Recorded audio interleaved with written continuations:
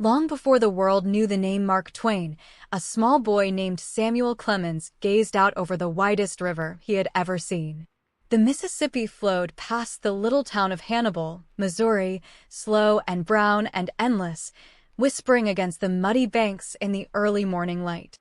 From his bedroom window, he could hear the low, mournful whistle of a steamboat somewhere down around the bend, a sound that promised adventure and faraway places. The air smelled of wood smoke and damp earth, and the first rays of sunlight touched the whitewashed fences and quiet dirt streets with a gentle golden finger. In that sleepy river town the days stretched long and lazy, filled with the humming of insects and the distant laughter of children playing along the shore. Samuel's world was one of small, unhurried rhythms. He would wander barefoot down to the landing to watch the great stern-wheelers push their noses into the bank, their decks piled high with cotton bales and barrels of molasses. Sunlight danced on the water's surface, and the pilots high up in their glassed-in houses looked like kings surveying a liquid kingdom. He learned to read the river's face, the little whirlpools, the drifting logs, the way the current slid around the pilings of the wharf, without yet knowing he was learning. In the afternoons, he often sat under the wide shade of an old oak tree with a stolen slice of pie from the kitchen, watching the slow parade of skiffs and flatboats drift by, each one a tiny floating world. The town itself was a peaceful collection of brick storefronts and wooden houses with deep porches, where rocking chairs creaked softly in the evening. Gas lamps flickered to life one by one, their amber glow spilling onto the plank sidewalks. From the hilltop cemetery, you could see the whole curve of the river, a great silver ribbon winding between green Illinois bluffs and the dark timber of the Missouri shore. Samuel often explored the nearby limestone caves with his friends, their candle flames making shadows leap on the damp walls, a place of cool silence and mystery that would one day live forever in his stories. Coming out again into the warm twilight, blinking in the fading sun, the world felt scrubbed and full of promise. Inside the Clemens household, life was simple but secure. In the small parlor his mother Jane read aloud by the firelight, her calm voice wrapping the children in the rhythms of poetry and scripture. The house smelled of beeswax and baking bread, and the ticking of the mantel clock counted out the evening hours in patient beats. Young Sam would drift off to sleep imagining himself at the wheel of a grand steamboat, the night river stretching before him under a canopy of stars so thick they seemed to pour down to the horizon. Those dreams were woven from the very fabric of the place, the river's ceaseless murmur, the soft bell of the courthouse clock, the whisper of wind through the cottonwood trees. Summers were long and golden.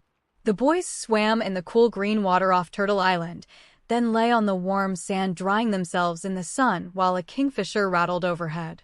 Sometimes they fished with willow poles, the red and white bobbers nodding gently on the current. The sounds of the town drifted across the water, a blacksmith's hammer clanging softly, a dog barking from a distant porch, the cry of a vendor selling fresh berries. It seemed as if the river held time itself in suspension, that nothing would ever have to change. The rhythm of the steamboat whistle became the heartbeat of the world, a deep and reassuring note that echoed off the bluffs and slowly faded into the peaceful hush of the afternoon. As the sun sank behind the Illinois shore, the sky would turn a brilliant wash of rose and gold, and the river would catch the last light and keep it glowing long after the town had darkened. Samuel would sometimes sit on his front steps, chin in his hands, watching the stars come out one by one. A single lantern on a passing skiff would become a floating point of fire, moving silently with the current, no sound but the soft dip of an oar. In those quiet moments, the soul of the river and the soul of the boy seemed to become one, a union that would shape his voice for all the years to come.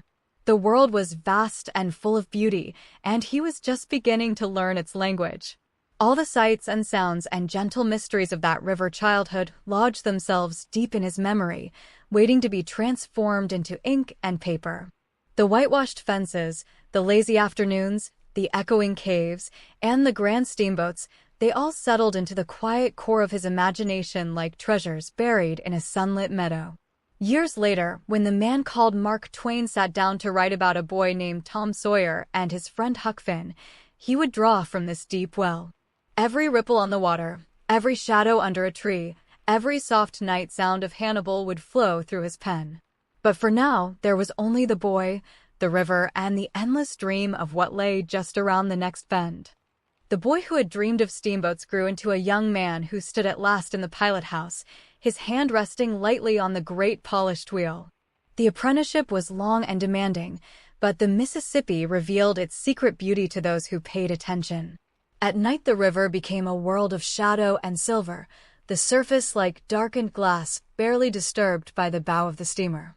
High above the deck, the pilot house was a glass-walled sanctuary where the only sounds were the soft hiss of steam and the rhythmic call of the leadsman in the dark, Mark Twain, sounding the safe depth. The stars spread across the black sky like a field of frozen lanterns, and the young Samuel Clemens felt an immense peace settle over him in those quiet hours. Every bend and bar had its own quiet character. The river was never the same 2 days in a row, yet it whispered constant truths. During the day, sunlight slanted through the pilot house windows, warming the varnished wood and gleaming on the brass bell. Outside, the green bluffs drifted slowly past, their trees dipping low over the water. Sometimes a white egret would lift from a hidden sandbar and glide noiselessly down the channel, its reflection a ghost trailing beneath. The river was a living, breathing entity, and learning to pilot meant learning to listen to the tone of water against the hull, the whisper of wind in the signal wires, the way the current folded around a hidden snag. In these long, meditative stretches, young Sam felt more awake and more at peace than anywhere else on Earth. Night watches were his favorite time. The world shrank to the circle of orange light from the pilot lamp, and beyond lay an immense, holy darkness broken only by the far-off gleam of a plantation lantern or the silver wink of stars on the water. The leadsman's voice came up from the bow, steady and musical, quarter Twain, half Twain. Mark Twain and his own hands guided the wheel in response, a slow dance with the unseen deep. There was no hurry, no clamor, just the deep breathing of the engines below and the soft creak of the deck. In those hours he felt the presence of all the pilots who had come before, men who had memorized this same winding path by moonlight and starlight, their spirits woven into the fabric of the night. Sometimes the steamer would tie up at a little river town for a few hours, and the silence became absolute. You could hear the gentle lap of water against the hull and the distant barking of a dog from the darkened streets. In the pilot house, Samuel might brew a cup of dark coffee, its aroma mixing with the cool night air. He would watch the eastern sky slowly pale, the first birdsong threading through the cottonwoods. The deckhands slept below, their forms bundled in blankets on the cargo, while a single lantern swung from a pole casting a dancing circle of light. These were the moments when the river felt most like a friend, patient, eternal, and deeply kind. As the seasons turned, he learned the river's moods in all weathers. In autumn the bluffs flamed with red and gold, and the water reflected the fiery colors so vividly it seemed the steamboat was drifting through a painting. A soft haze would hang over the water at sunrise, muffling the world in a quiet blanket. Winter brought a stark, bone-clear beauty. The trees stood bare against a pale sky, and the river ran slate-gray and smooth as a mirror. Sometimes thin ice would form along the edges, crackling faintly as the boat swung into the current, and the breath of the deckhands came in little white clouds. Spring was the time of rising water, the river full and powerful but still serene, carrying the scent of wet earth and new leaves from upstream forests. He made friends with the quiet men who shared his watch, old pilots who spoke in slow drawls and told stories of the river's ancient days. Their voices were low and comfortable, like the murmur of the current itself. They showed him the bluffs that hid freshwater springs, the sunken islands that shifted with every flood, the certain trees that served as landmarks under the moon. Knowledge passed not through books, but through the gentle rhythm of shared silence and the occasional word. In that University of the River, Samuel Clemens earned a degree no college could grant. The river taught him patience, attention, and a profound respect for the slow unfolding of time. But most of all, the river gave him a voice. Deep in the night, as the steamboat pushed south toward New Orleans, the young pilot's mind was storing up every image, every cadence of speech, every tender detail of light and shadow. The play of moonlight on a sleeping raft, the distant chime of a church bell floating across the water, the silhouette of a fisherman in a canoe, all of it sank into his soul like rain into thirsty ground. He was not yet a writer, but that river was writing him. Each gentle watch, each quiet dawn, each peaceful glide past a sleeping plantation was laying the foundation for a literature that would one day speak to the world of boyhood, freedom, and the eternal, slow-moving river of life. When the river years ended, the young man who had once been a pilot found himself journeying west by stagecoach across the vast, open grasslands of the Great Plains. The landscape was utterly different from the lush green valleys of the Mississippi, but it possessed its own quiet majesty. Day after day the coach rolled over rolling prairie under an immense dome of sky so wide and blue it made the heart grow still. The sun shone with a clear, golden light on oceans of waist-high grass that rippled in the wind like water. In the distance, antelope drifted like shadows, and sometimes a lone hawk wheeled overhead, its cry the only sound breaking the immense silence. At night the coach would stop at a way station, and the travelers would sleep on the open ground, wrapped in blankets under a canopy of stars so brilliant they seemed almost close enough to touch. Samuel Clemens arrived in the Nevada Territory carrying little but his memories and a restless curiosity. The mining town of Virginia City clung to the slopes of Mount Davidson, a place of dusty streets and wooden boardwalks under a thin, clear mountain light. Yet even here he found moments of deep stillness. In the early mornings, before the day's heat, he would walk to the edge of town and look out over a vast desert basin that stretched to a ring of purple mountains 50 miles distant. The sagebrush scented the cool air, and the rising sun painted the distant peaks in shades of rose and lavender. It was a land of immense silence, where a man could hear his own heartbeat and feel the gentle turn of the earth. The work at the newspaper office was often carried out in the quiet evening hours. He sat at a rough wooden desk by the window, an oil lamp casting a warm, steady light across the page. The scratch of his pen was the only sound as he wrote humorous sketches and reports for the Territorial Enterprise. Outside, the town slowly settled into slumber. The saloon piano fell silent, the horses dozed in their stalls, and the street dust turned silver in the moonlight. Through the open window came the faint, clean smell of desert sage after a rain, and sometimes the distant yip of a coyote.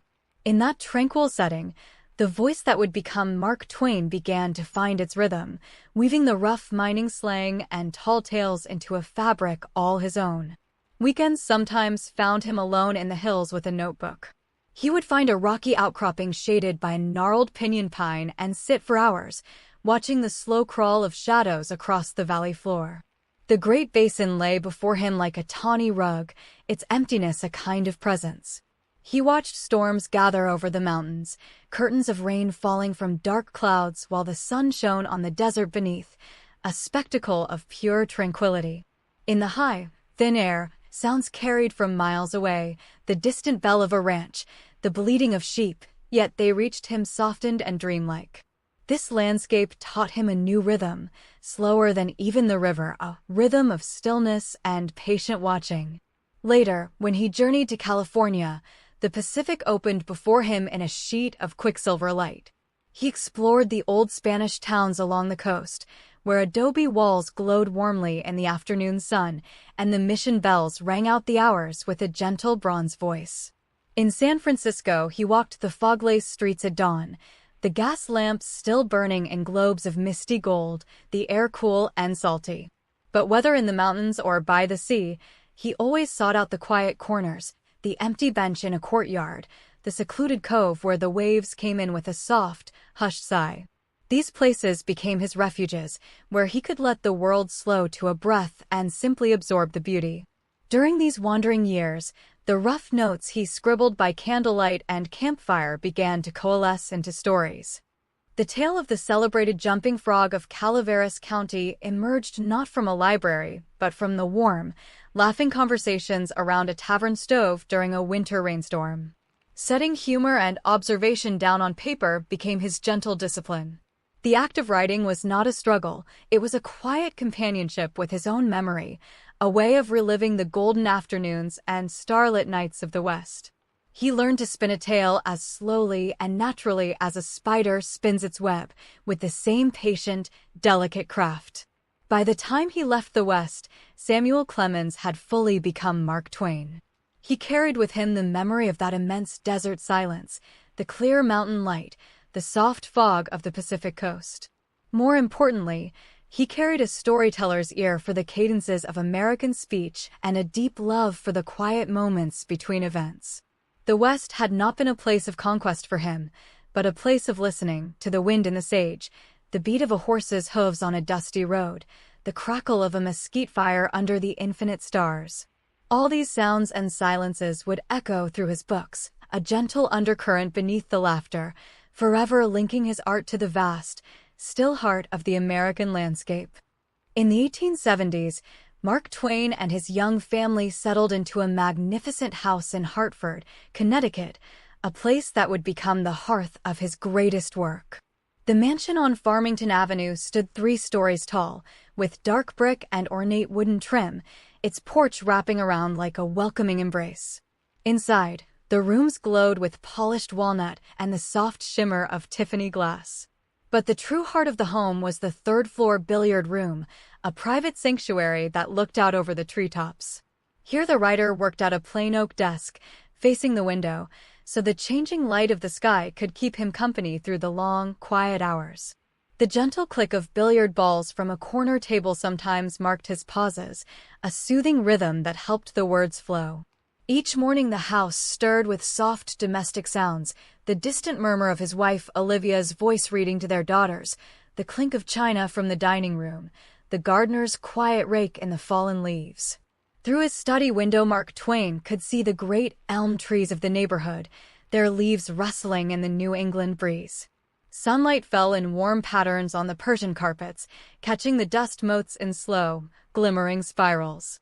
The scent of fresh paper and ink filled the room, mixing with the faint perfume of lilacs from the garden below. In this peaceful hush, characters came to life. Tom Sawyer whitewashing a fence, Huck Finn floating down the river on a raft, the Duke and the King spinning their hilarious yarns. The garden became a great comfort to him. In summer the air was heavy with the scent of roses and honeysuckle, and he would walk slowly down the gravel paths, hands clasped behind his back, listening to the bees drone in the hollyhocks. A small fountain played in the center, its soft splashing a quiet music. Sometimes his daughters Susie, Clara, and Jean would join him, their laughter like ripples of light as they chased butterflies among the flower beds. He kept a little writing shed at the far end of the garden, a cozy octagonal structure with a fireplace and windows on all sides, where he could retreat further into silence. There, with the green world pressing close, he felt himself suspended in a bubble of perfect contentment. The long New England evenings were perhaps the most beautiful of all. As dusk gathered, the family assembled in the library, a room lined with shelves of leather-bound volumes. A fire crackled softly in the grate, sending dancing shadows up the walls. Mark Twain would settle into a deep armchair, his pipe sending up a thin blue thread of smoke, and read aloud from his latest manuscript. His voice was slow and rich, savoring every word, and he often paused to watch his audience's reactions with a gentle gleam of humor in his eyes. Olivia's soft needlework chimed with the quiet tick of the clock. Outside, the street lamps bloomed one by one, and the world folded itself into a velvet darkness. Winter brought its own deep peace. Snow piled high on the windowsills, muffling all sound, and the rooms glowed with the amber warmth of oil lamps. In the billiard room, Mark Twain wrote by the fire, a heavy woolen shawl over his shoulders. The steam from a hot cup of tea rose in lazy curls beside his inkstand. Looking out the frosted window, he could see the bare branches of the elms etched against a twilight sky of pale violet, a single bright planet hanging in the west like a distant promise. It was in these still, white winters that he completed The Adventures of Huckleberry Finn, a book that would change American literature forever. The story flowed from a place of deep stillness inside him, a place shaped by the quiet love of this house and this family. The Hartford years were a season of ripening. The world outside might be racing with industrial clamor, but inside the Farmington Avenue mansion, time moved to a gentler, older rhythm. Friends came for long dinners in the mahogany-paneled dining room, their voices and laughter echoing under the soft chandelier light. Afterward, the guests would gather in the drawing room, where Olivia played the piano and the firelight made the crystal glasses sparkle like captured sunbeams. These were not grand, dramatic occasions, but simple, warm gatherings of affection, the true stuff of a well-lived life. In that atmosphere of kindness and security, Mark Twain's genius flourished not with struggle, but with a natural, joyful ease. For 17 years, the Hartford house sheltered his dreams. Every corner held a memory. The window seat where Susie wrote her own little stories, the attic where the children put on plays, the library where he first saw the completed manuscript of Tom Sawyer laid out in neat stacks.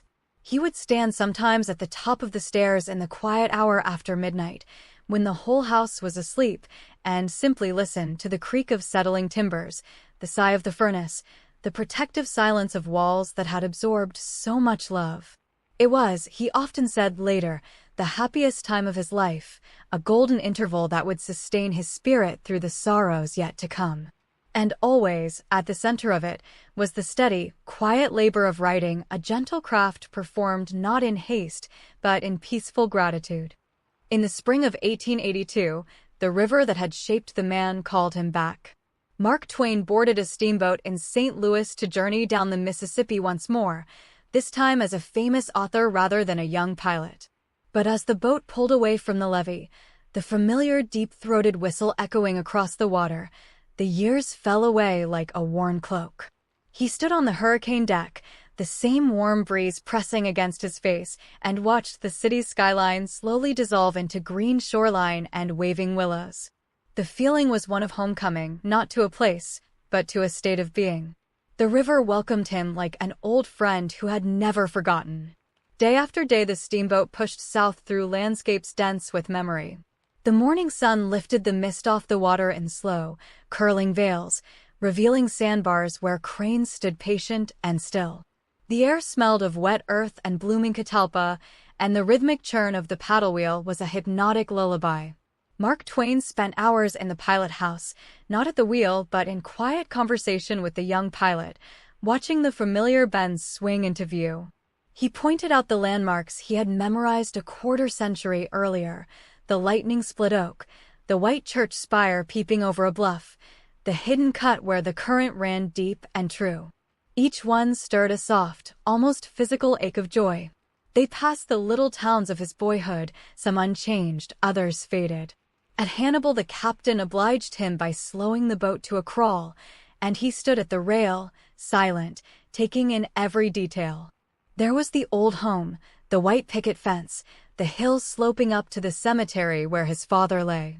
The town looked drowsy and peaceful in the afternoon sun, smoke drifting lazily from a few chimneys. A group of barefoot children were fishing off the same wharf where he had once dangled his own feet, and their faint laughter came across the water like an echo from another century. He did not go ashore. He preferred to keep the scene as perfect as it was, a living diorama of memory, touched only by the soft golden light of a spring afternoon. The lower river revealed its quieter beauties as they entered the deep south. They glided past cotton fields where workers moved in the slow rhythm of the season under a vast, hazy sky. In the evening the sun would set directly ahead, turning the entire river into a sheet of molten copper, so bright and beautiful that the deck passengers would fall silent, watching. After dark the frogs and crickets began their nightly chorus, a steady, soothing thrum that rose from both banks. Mark Twain would sit out on deck in a wicker chair, a cigar glowing in the darkness, simply listening. The stars were as bright as they had been when he was a cub pilot, and the water whispered against the hull with exactly the same soft, untroubled voice it had used for 10,000 years. The journey was also a gentle gathering of material. He talked with the old rivermen in the saloon, their slow drawls and dry wit filling his notebook with the cadences he loved. He watched the sun come up over Vicksburg, the high bluffs flushing with rose-colored light, and thought of all the stories those bluffs had witnessed. At Natchez, he walked alone under the ancient oaks of the cemetery, their moss-hung branches moving softly in the breeze like gray-green curtains. He felt no urgency, no ambition, only a profound contentment and a desire to capture this beloved world in words before it changed beyond recognition. The river was flowing through his soul once more, scrubbing away the weariness of publicity and fame. The return upstream was slower, against the current, and it allowed an even deeper immersion in the quiet life of the waterway. They landed at plantations where the great house stood far back among the trees, a glimmer of white columns in the shade. Sometimes a gangplank would be lowered for a solitary passenger, a planter in a linen suit, a young woman with a parasol, and the boat would wait, idling in the stillness, while the crew exchanged a few low words. At one such stop, a mockingbird sang from a nearby magnolia, its cascade of notes the only sound for half an hour. Mark Twain leaned on the railing and let the moment soak into him, complete and perfect, asking nothing more. When he finally returned to the north, the river had restored something essential in him that the years had worn thin. The book that grew out of this journey, Life on the Mississippi, would be a love letter to the great waterway, part memoir and part meditation on the passing of time. But more than a book, the voyage reaffirmed the quiet center of his art. It reminded him that the deepest stories come not from dramatic events, but from the slow, faithful observation of the world, the slant of light on a sandbar, the voice of a leadsman in the dark, the eternal, peaceful flow of a river carrying us all gently toward the sea. On the last evening, standing alone at the stern as St. Louis drew near, he watched the wake spread out behind the boat in a wide, glimmering V, and felt an overwhelming gratitude for the silent river that had given him everything. The final decade of Mark Twain's life was touched by deep personal loss, but he met those twilight years with a gentle, reflective dignity. The deaths of his beloved wife Olivia and his daughters Susie and Jean hollowed out a portion of his heart that could never be filled, yet he did not become bitter. Instead, he seemed to grow quieter, more translucent, as if the luminous love he had poured into those relationships had settled into a permanent inner glow. He spent long months in the placid countryside of Connecticut, in a house he named Stormfield, set high on a hill where the air was pure and the view stretched over miles of rolling forest. The name suggested a wild force, but the reality was a haven of deep serenity. At Stormfield, time was measured by the arc of the sun across the wide sky and the slow dance of shadows on the lawn. The house itself was a rambling white structure with deep verandas, furnished simply but comfortably. He kept a soft, feather-stuffed armchair by the window in his upstairs study, and there he would sit for hours, a tartan blanket over his knees, watching the birds flit through the apple trees. In the afternoons, he often walked down the long grassy slope to a little pond, its surface smooth as a mirror, reflecting the clouds. The sound of the wind in the pines was a constant, gentle susurration, like distant ocean surf, and it calmed him immeasurably. He carried a worn volume of poetry in his coat pocket, but rarely opened it, preferring the living poem of the landscape.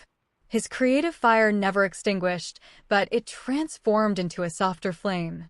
In the lamplit stillness of the Stormfield study, he wrote long, thoughtful letters and the final chapters of his autobiography, not in a linear narrative, but in a free-flowing reminiscence, one peaceful recollection leading to another. Dressed in his familiar white suit, which he had adopted as a sort of uniform of tranquility, he would sit at the roll-top desk, pen in hand, while the clock on the mantel ticked away the quiet evening. The ink flowed easily, recording memories of the river, of the Nevada desert, of his little girl's laughter. Writing had become a form of companionship with the past, a way of keeping those loved ones gently near. In 1909, knowing his own end was approaching, he spoke often of the heavens. The great comet that had blazed across the sky at his birth in 1835 was due to return the following year, and he quietly tied his own destiny to that celestial visitor. He told friends he had come in with Halley's Comet and would go out with it, a remark spoken not with dread but with a serene acceptance. On clear winter nights, he would stand on the veranda, wrapped in a heavy coat, and search the sky until he found the faint, distant smear of light growing brighter month by month. In those moments, surrounded by the cold, pure silence of the Connecticut hills, he felt part of a grand, unknowable order, as simple and as eternal as the river. The morning of April 21st, 1910, was mild and bright. In his bedroom at Stormfield, the curtains were drawn back so that the soft spring light could fill the room. The window was open a little, and the scent of new grass and flowering dogwood drifted in on a gentle breeze.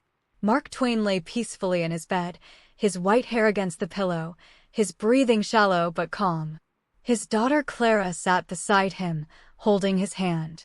Outside, the birds sang in the apple blossoms just as they had every spring of his life, and somewhere in the distance a church bell sounded the hour, a slow, golden note that spread through the quiet air like ripples on water.